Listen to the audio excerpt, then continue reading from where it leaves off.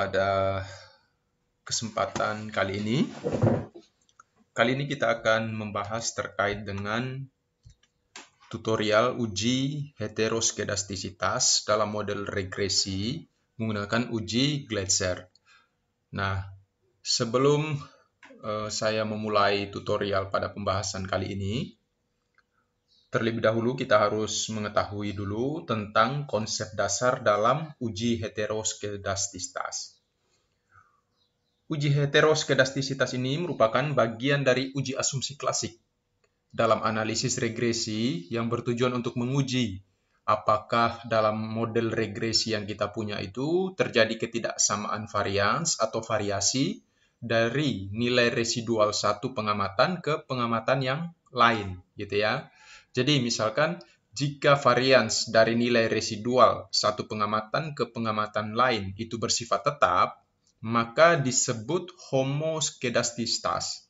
Tetapi jika varians dari nilai residual satu pengamatan ke pengamatan lain itu berbeda, maka disebut heteroskedastisitas. Ya, jadi model regresi yang baik ya dalam suatu penelitian itu harusnya tidak terjadi gejala heteroskedastisitas. Ya, perlu diingat bahwa model regresi yang baik itu seharusnya tidak terjadi gejala heteroskedastisitas.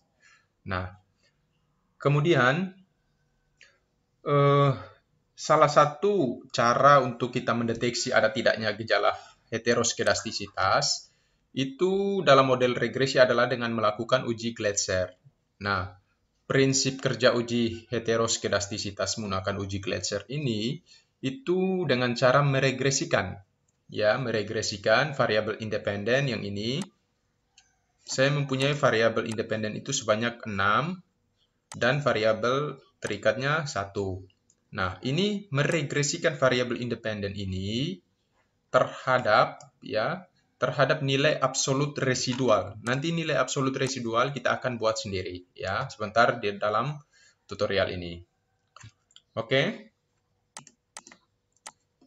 Langsung saja, nanti untuk dasar pengambilan keputusannya itu, jika nilai signifikansinya lebih dari 0,05, maka dinyatakan atau kesimpulannya tidak terjadi gejala heteroskedastisitas dalam model regresi. Dan sebaliknya, jika nilai signifikansi kurang dari 0,05, maka dinyatakan atau kesimpulannya terdapat atau terjadi gejala heteroskedastisitas dalam model regresi. Oke, langsung saja teman-teman. Saya mempunyai data penelitian seperti ini, ya, dan yang akan kita uji yaitu variabel ini, variabel bebas dan terikatnya. Nah, kemudian pertama-tama kita membuat nilai absolut, membuat nilai residualnya dulu ya. Kita klik analyze, kita pilih regression, kita masuk pada linear. Kemudian kita masukkan semua variabel variabel bebas ke dalam kolom independen, lokasi sampai dengan pelayanan. Kemudian loyalitas pelanggan kita masukkan ke dependent. Kemudian klik save, kita centang pada unstandardized. Klik continue, klik OK. Oke, ini sudah kita close dulu. No. Kemudian ini sudah terbentuk variabel satunya yaitu residual 1 atau res1. Nah, dari sini landasan kita untuk membuat nilai absolut residual. Kita klik transform, compute variable. Kemudian kita tulis pilihannya itu target variable ABS underscore res gini ya. Kemudian di sini ABS di numeric expression-nya ABS, kita tuliskan ABS, kemudian buka kurung, kita masukkan yang nilai unstandardized ini. Kita tutup kurung, kita klik OK. Nah, nilai absolut residualnya ini sudah terbentuk. Ya, ini nilai absolut residualnya sudah terbentuk. Nah, jadi nilai absolut residual ini sebagai pengganti variabel terikatnya. Ya, sebagai pengganti variabel terikatnya. Kita klik Analyze. Ini kita menguji sudah ya, karena kita sudah mendapatkan nilai absolute residualnya. Kita klik Analyze, kemudian Regression. Kita pilih yang linear. Kemudian ini kita keluarkan loyalitas pelanggan. Kita masukkan yang absolute residual. Masukkan. Kemudian kita klik pada pilihan Save. Kita hilangkan centang yang ini, unstandardized-nya. Kemudian klik Continue. Klik OK. Nah, di sini teman-teman. Ini sudah muncul hasilnya. Ya, sudah muncul hasilnya. Untuk memaknai hasil uji heteroskedastisitas dengan uji Gletser ini, maka kita cukup melihat ini, nilai atau tabel output koefisiennya dengan variabel ABS, res, ya, absolute residualnya itu berperan sebagai variabel dependent atau variabel terikatnya. Nah, berdasarkan output di atas yang ini, diketahui nilai signifikansi.